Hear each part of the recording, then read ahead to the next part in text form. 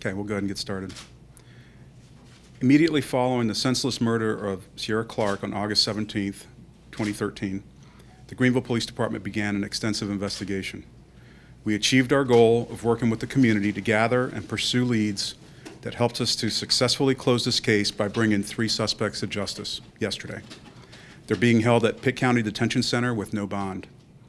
Throughout the investigation, we held regularly scheduled homicide review meetings where we examined all of the available evidence and assigned additional resources to the most promising leads.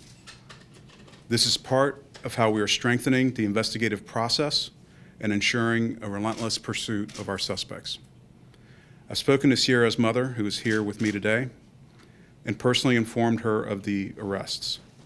While that is no relief for the tremendous loss she and her family have suffered, it does bring a certain level of closure from the standpoint of bringing those responsible to justice. I want to close this briefing by urging the community to come closer together and discourage any acts of retaliation. Those acts will only result in more people being incarcerated. Thank you. And as you know, obviously that was a prepared statement.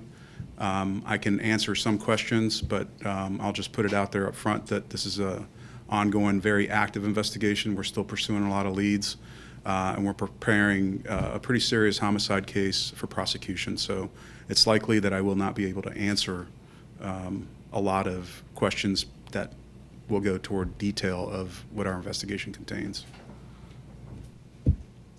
How did they know the victim? I'm sorry? How did they know the victim? That is one such question that I cannot answer at this point. Notice 2 of the people arrested have the same last name. Any relation between the 2 suspects there? I don't know. I actually don't know that information. Okay. And I know that you mentioned that you can't answer you can't tell us the relationship between the victim and the suspects, but can you tell us that if it was at random or if it wasn't? There were circumstances that led up to the event, but I can say that the victim didn't have anything to do with that. Of the 3 people arrested, do we know who fired the weapon? I can't answer that question. Again, these are questions that, while might be of interest, are key to the prosecution. I mean, we are still debriefing and interviewing our suspects and other people in the community to strengthen our case. Do you think more people will be arrested? It's possible, but at this point, we think that we have the right people in custody at this point.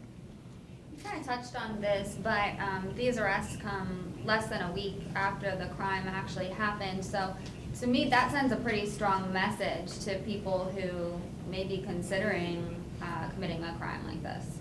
It's a strong message, and that message, I did just touch on it, but that message is that in this particular case, the community worked with us directly right from the very beginning of this case. While there weren't a lot of people out, obviously, in the early morning, a lot of people had information, and they worked with our detectives.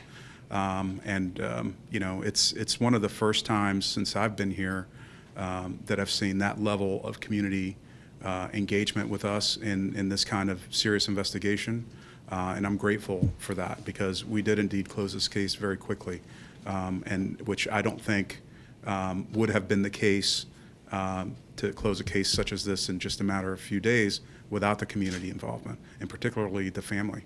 I thank everyone who came forward, and I'm hoping that this is the new way that we operate, with the community partnership. Is there anything you can say about the motive, what happened? I cannot at this point. Is there any indication that this could have been gang-related or any kind of target shooting?